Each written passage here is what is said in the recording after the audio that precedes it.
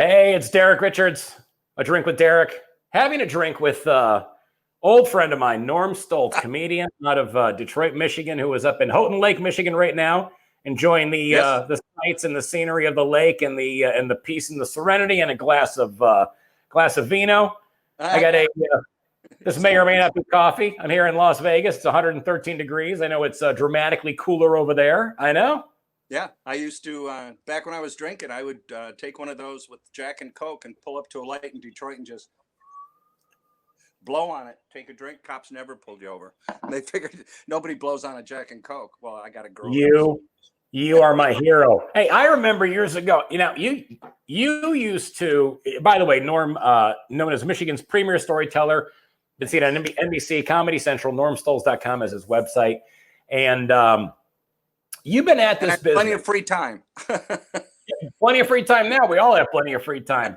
You started this monkey show back in 1981. I did. Yeah, I was actually playing music, and neither one of us were musicians. So we would go take it, and they'd be like, no. So I would, in between songs, I would just start telling little stories about crap that happened during the day and getting laughs. So it became half music, half comedy. And then I had a whole band that I would play real songs. I never did parodies. I did real songs, and they were all Seeger and Eagles and crap back then in the 80s. But it was fun, and I'd sing a real song, and then I would do, not unlike the old Danny Thomas show, where he would do something funny and then sing a real song. I would do some jokes in between. And then somebody said, lose the band, and I was dividing my money by 6 people. Someone said, lose the band. That's so rude. Yeah. It wasn't like lose the drummer or the bass player. It's like cut all those losers loose. Yeah, cut them all loose. We'd get paid, and I'd divide the money up by 6, and I went, these other 5 guys don't. Let me see if I can do it without them. So somebody said, go do Mark Ridley's Comedy Castle. And I was like, okay. So I called there, and there were no cell phones back then. This was in the, like you said, early 80s. And yeah. And I said, I want to know about your club. And she said, do you want a slot? And I didn't know what a slot was. I said, sure. She goes, okay, call me tomorrow. So I called her, and she said, you go up at 11:50, get 10 minutes, be here Monday. And then I said, where are you located? She's like, you don't even know where we're at? I go, no, I have no clue. No idea. I just thought I'd call and see if I could get a slot, whatever a slot was. Yeah. So I went in, and that started, and that was in 81. Now, would you have kept playing in the band had somebody not suggested that you do comedy? Was that your first love? Was music and doing that? Well, I always enjoyed music. I enjoyed singing. I didn't pick up the guitar till I was in college, because all my friends kept saying, hey, Norm, do you want to go do, and then fill in a blank, whatever it was, a movie, parade, get high. And I was always, no, I have to study. So they stopped calling me. So I bought a guitar just so I could entertain myself. And then I started singing for people, and then I started getting paid. And then I decided to, like I said, quit sharing the money and just give it all to my wife. That's sure. Yeah, you wouldn't be the first comedian to say that. Well, she's smarter than me. So you and I used to, when I met you back in, it's got to be the mid to late 90s. Got to be late 90s. And yeah. You enjoyed the cocktails as I still do. It was Budweiser and a shot of Jack Daniels. Correct. That's what I remember. That was as easy to order for you as chicken fingers for a 5-year-old at McDonald's. Yeah, it was. And now seriously, when was the last time you and I actually had an alcoholic drink together? Because it's been a long time. This is tea, by the way. This is tea. Yeah, it's not my mistake. Yeah, no. I'm just saying that it's a choice. And Judge didn't tell me. My wife mentioned it with a gun in her hand, so I decided to stop drinking. But I used to do a shot and a beer, and the Budweiser was part of an old ski bit that I used to do.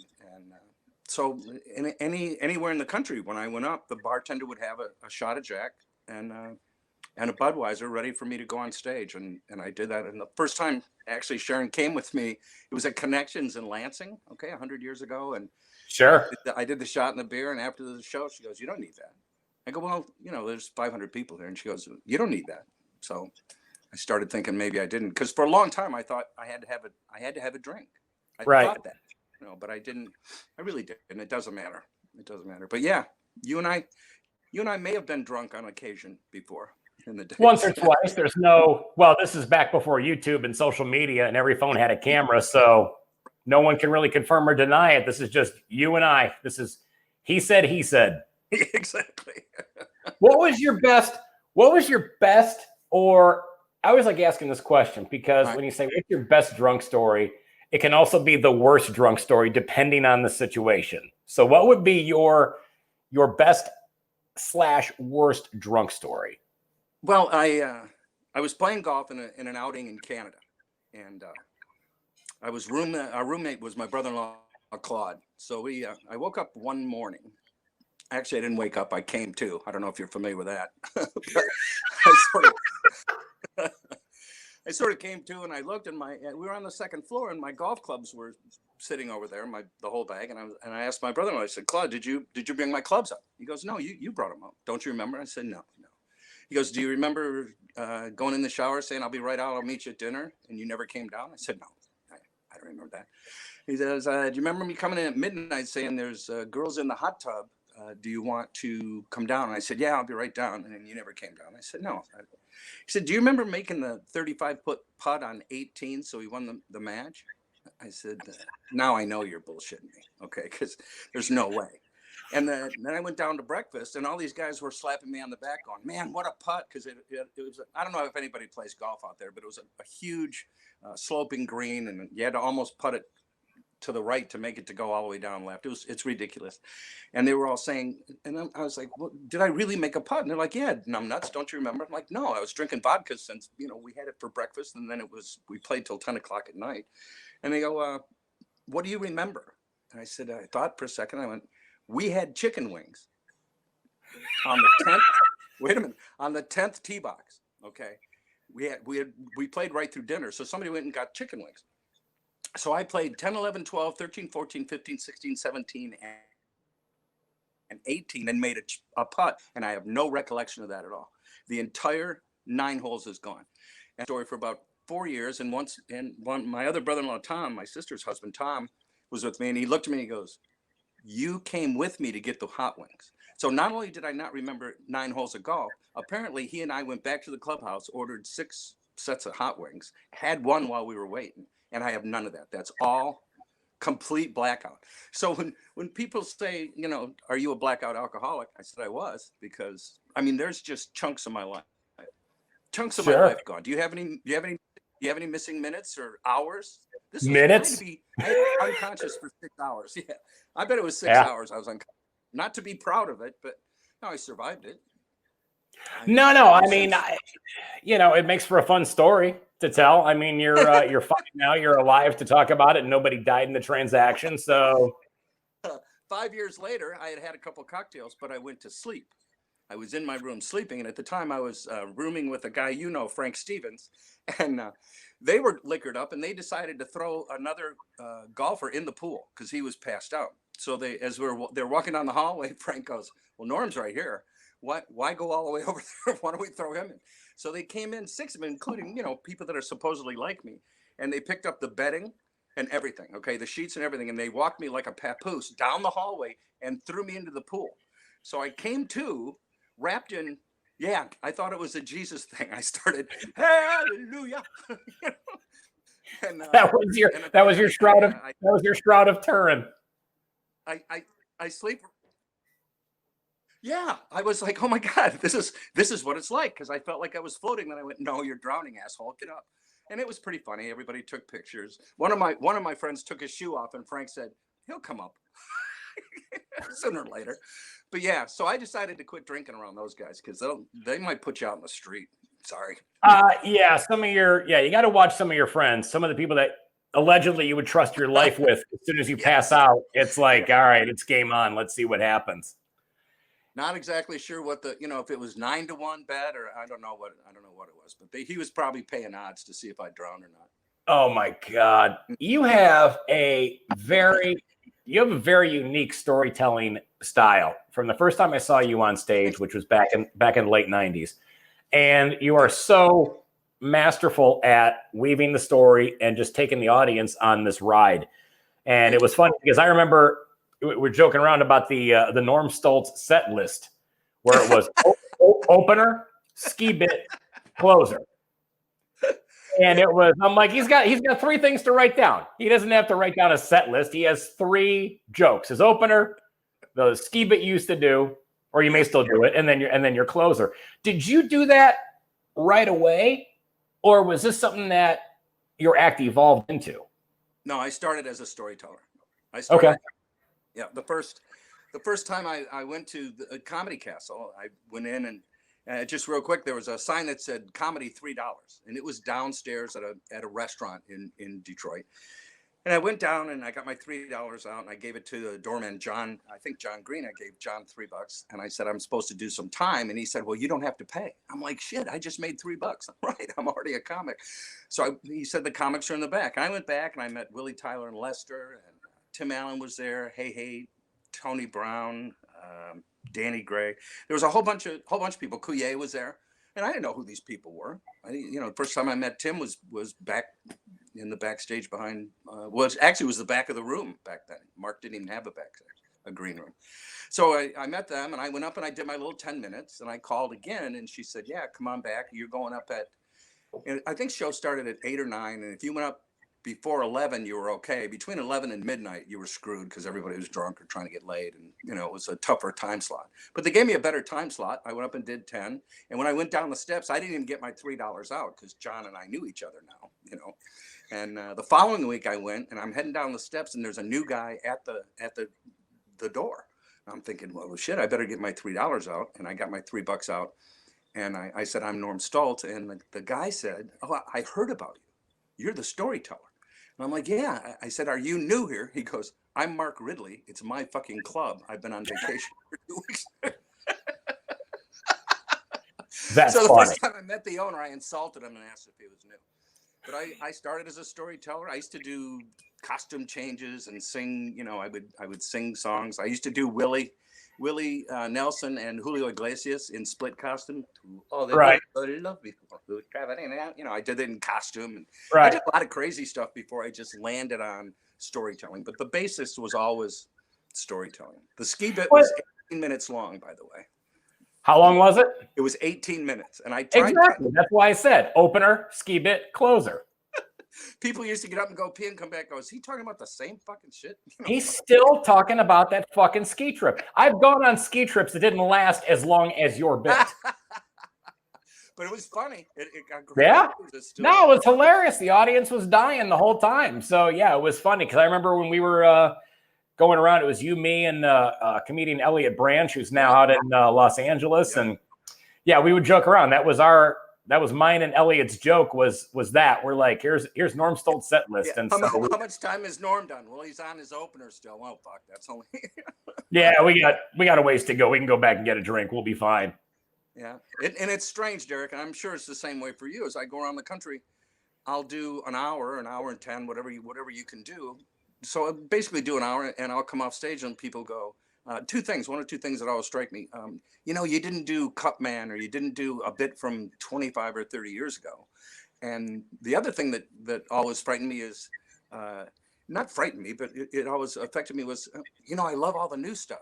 And I can't remember a single instant that's new because from the time they saw me a year ago till now, right, I've done that shit 300 times. So I don't know, the new stuff. But, ski bit's not in it.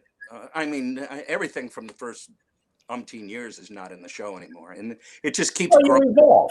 You should. There's plenty of comedians out there that find a set and they keep it for 20, 25 years or whatever, and they're like, you know what, it worked. It worked back then. I'm like, well, yeah, that's when Reagan was in office, or it's the guys that still use Reagan references. Yes, or Bill Clinton blowjob jokes, or exactly. My shit just keeps growing, and it's pretty universal, and it hits everybody from millennials to blue hairs, and I still have fun with it, and it still grows. I've never written anything. Have you written anything? Do you write jokes? Yeah, I've tried, and I hate it. I need to just, I'll write words that trigger something that will lead me into the next thought. but to actually physically write out the whole joke.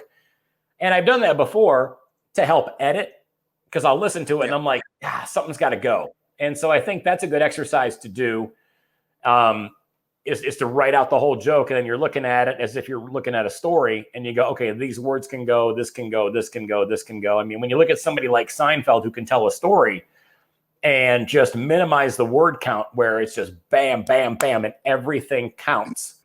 So I think if you're trimming the fat in something, I'll write it out to try to cut it. But to actually sit down and actually write out a bit, I can't do that. No. And mine grows.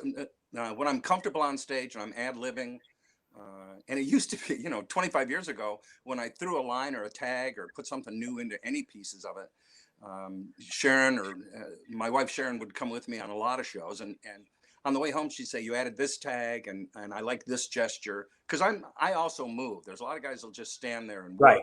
As you know, I'm pretty theatrical. I'm bouncing all over the place. Sure. And a gesture, a move, something that worked. And we did that for years on the way home. And now we're to the age where I go, I'll do something, it'll crush, and I'll like nod to her or make some sort of gesture. Right.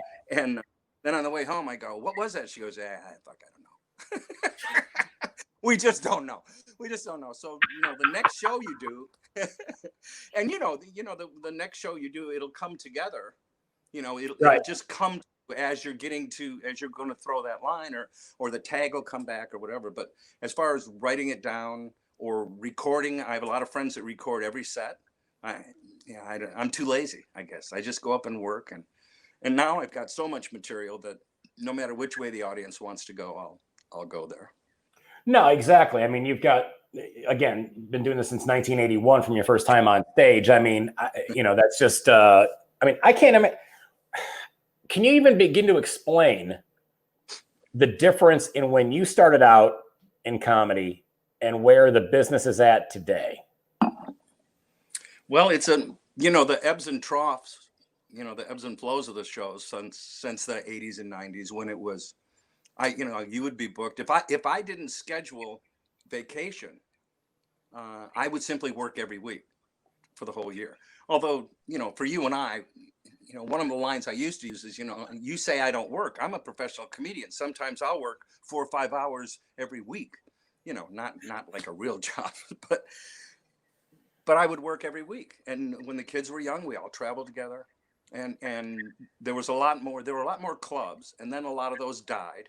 In Michigan, I could work 26 weeks a year and still be in my own bed and still come home. They were all within an hour or two. So, but that's changed. It's a little more selective now. There's way more talent out there. That's the biggest change for me. And because this is the first time I've been this old, I don't know if I would have, people go, well, guy, you've been in a long time. Yeah, I have. And how does it feel to be this old? Shit, I don't know. It's the first time I tried it. Today went okay. I'm looking for tomorrow. But there's so many young, talented comedians out there that are fighting for, and especially with the COVID. But when all the clubs were open, all the stages were open, you could do a mic every night. And back when I was young, you'd be able to do maybe 2 or 3 mics on Monday night, and then pro shows were Tuesday through Saturday. So your only night to do new material or do anything would be the Monday night. And now there's guys doing open mics, free shows on weekends, as you know, which is not good for the pro business, but it's good for the kids. But that's the biggest difference, is the number of places that you can do prior to the world closing down. Vegas is still closed, right? Vegas is still closed right now. I mean, it's it's crazy. I mean, that's the thing too. When you're writing stuff as you're performing pre-COVID, it was easy to remember what you did the night before, because you're like, oh, I'll do it the next night. And then the next night I'll add on to that. I'll add on to that. I'll add on to that. And now the stop and start, and now just really more the stop. I mean, I flew from Vegas and did some shows in Indiana, and did a couple things in Michigan at some places that were, shot in a beer type places where it was completely illegal to be doing the shows that I was doing. They were breaking all the way. But it was a blast. They could have cared less. There was zero social distancing, no masks. Everybody was out there doing shots and smoking on the patio. They could have cared.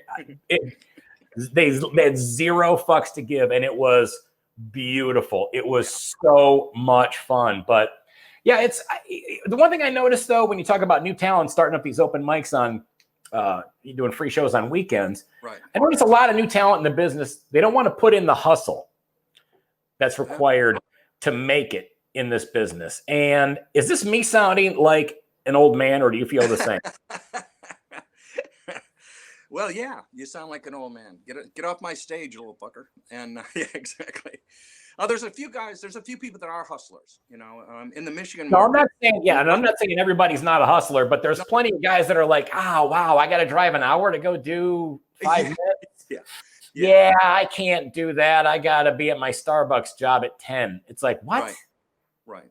There's a number of talent, different degrees that are out there that simply won't do that drive to do 10 or do 3 10-minute sets in a night. We used to leave at 5 o'clock in the evening, and on that Monday that I spoke of, or whichever night was open mic, you would hit 4 or 5 different spots. You'd be downtown, you'd be in Royal Oak, you'd be out in Lansing, you would go to Saginaw, whatever it took you. So if it was you get home at 4 o'clock in the morning, you've done a total of 40 minutes time or 35 minutes time on stage, but you had a blast the whole other time, and connecting. Making connections. But there are hustlers. Melissa Hager in Michigan's a hustler. Mike Ball's a hustler, and it shows. I mean, their product is good. They're hustling. I'm too old to hustle. I'm pretty lazy now. I mean, I've done a couple shows. You put in your time. You put in your time. You don't need to be out running around driving 4 hours to get 10 minutes of stage time. You've got 19, you've got 39 years. I think you've driven your fair. I don't like to drive at night. I don't like to drive at night. I have to turn the radio down and hear if I hit something. But I've got a couple of outdoor shows.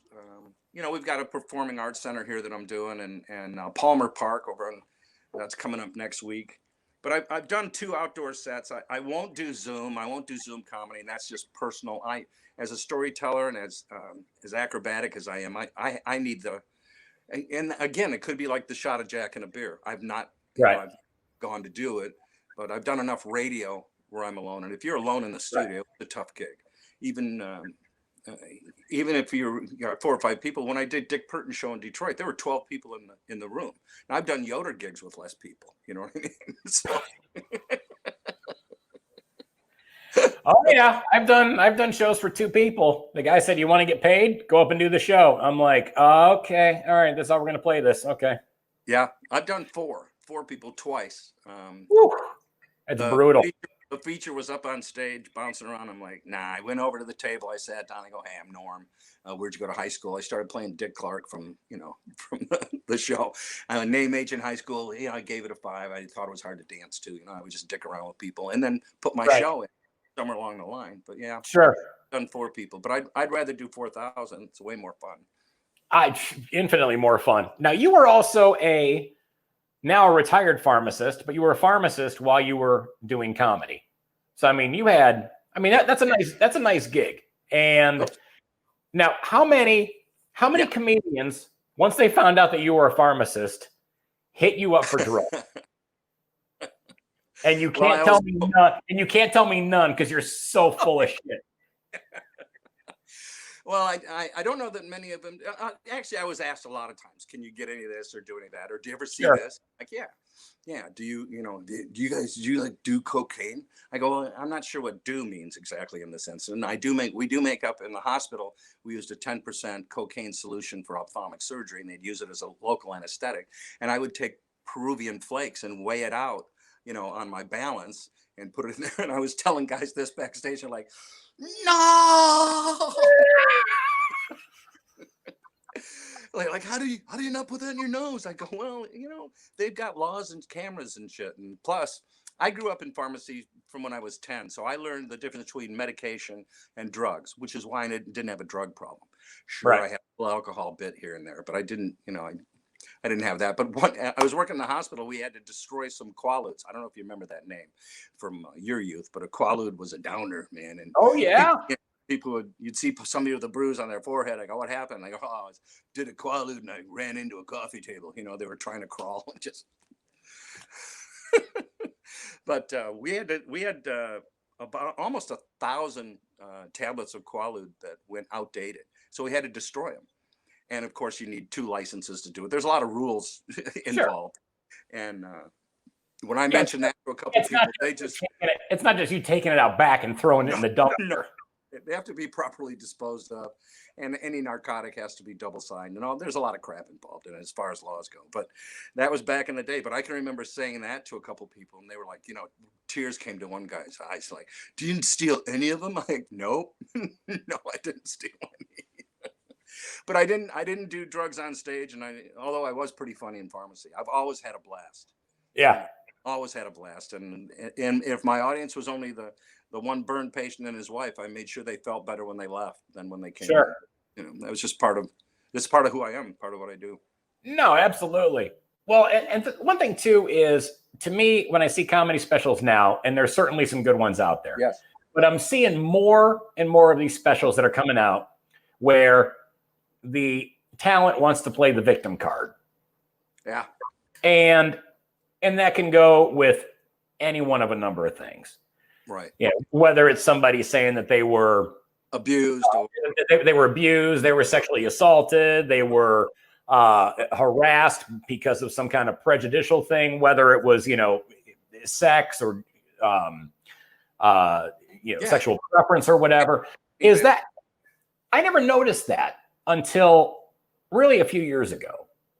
And do you think this is something that agents and managers are encouraging these guys to do? Because I just can't see, and maybe it's just me, I just can't see that stuff playing out at a comedy club in St. Louis.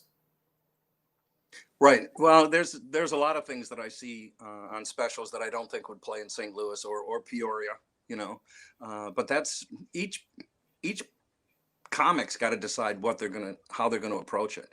And I can't fluctuate between my whole life. I do make fun of being married. I've been with, as you know, I've been with Sharon since the 7th grade, and I use some of the fish out of water crap that goes with never being single, right? So I do some stuff, but it's not the woe is me stuff. I wasn't. I make fun of not having sex and everything else that goes along with being married more than 20 minutes, right? So. But you're funny, and the story is funny. Like, there is a punchline to it. It's not, hey, I'm not getting laid, poor Norm. Right. It's I'm not getting laid, but then boom, ba-dum, ba-dum, here's the funny. Right. So, I just, I don't know. It seems like some of these shows that are coming out seem to be geared towards more of like a one man or one woman show than a comedy show. Like, this should be something off Broadway. This should be something at some little avant-garde theater. Well, that could be. Yeah, I agree with that, but to each his own. If somebody can find a niche and it'll work, more power to them.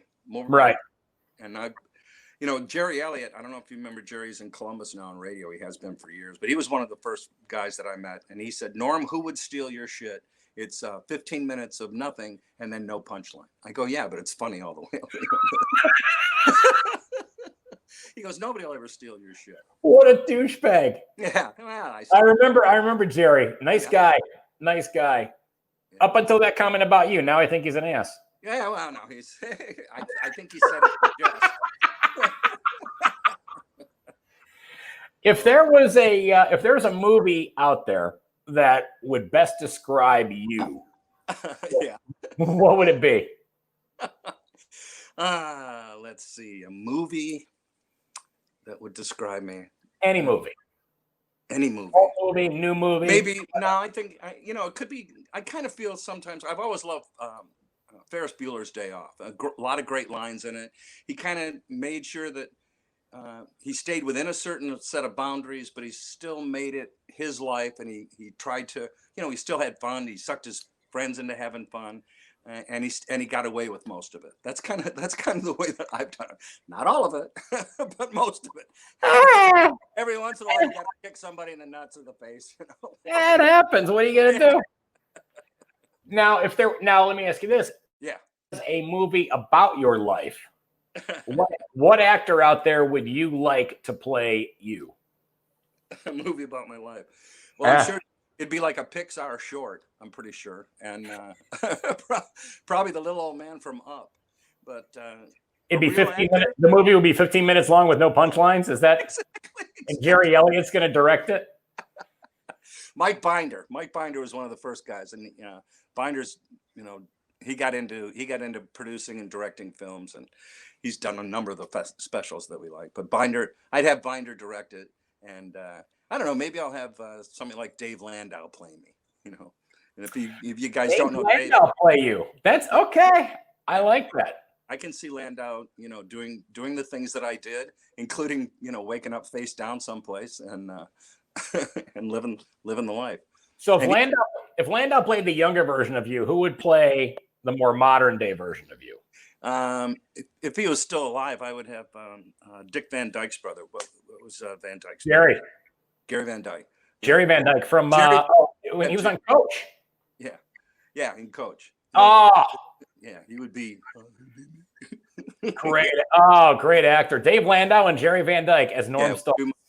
Would do all of it. Yeah, and then I'd have my father, who's 98, just play the old me, because my dad's 98, still lives alone, and has a beer 30. He's got a lady friend who's married. I obviously they're just friends, but she's 30 years younger than he is, and they go for a ride in her sports car, and he just waves like he's Prince Philip on a small island. What? Nothing.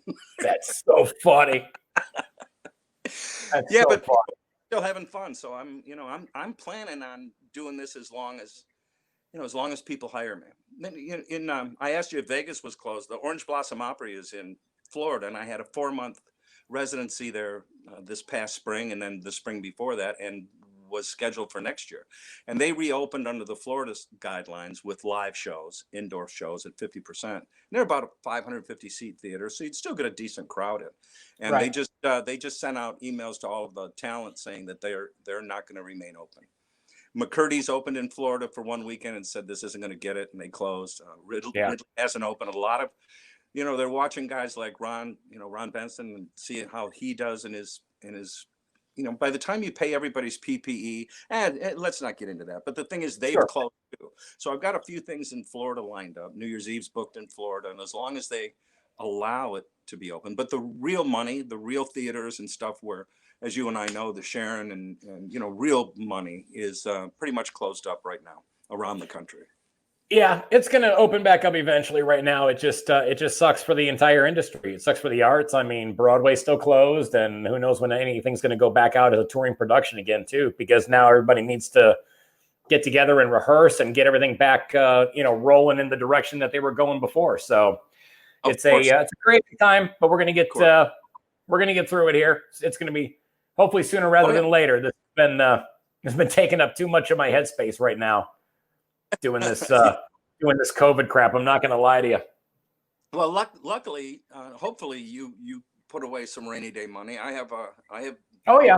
Lucky enough to be able to survive this and do it. I've got a lot of friends that are hurting real bad. We've done, I've given some money to other people, but people go, do you have any extra money? I'm like, what the hell is extra money? I do have. Oh. Boat hair don't care, by the way, in case people are going, God, he looks shitty. I don't care. Good for you. You live on the lake. You should be out get out and enjoy the lake. Take the pontoon boat out for a sunset cruise. Yeah. And crank out in some Van Morrison or Jimmy Buffett and just chill and relax and enjoy your life, which you are doing, man. And I tell you what, I give you all the credit in the world for just being a hilarious comedian and a great human. And people should see you whenever they get the chance. Yeah. normstulz.com is your website. Where can people find you on social media? On Instagram, I'm at Norm Comic. Twitter's at Norm Comic. And my website, which used to have a full calendar, and now there's just a lot of doodle space in there. But it'll calendar will fill up soon enough. Oh yeah, it's gonna be that calendar will fill up soon enough, my friend. Dude, always good to see you, my brother. And again, I wish you nothing but success and health and happiness up there, and relax and enjoy the lake. And I'll look for Dave Landau playing a young version of you. I'd love to. All right. Thanks, Derek. Take care, brother. Get through this shit.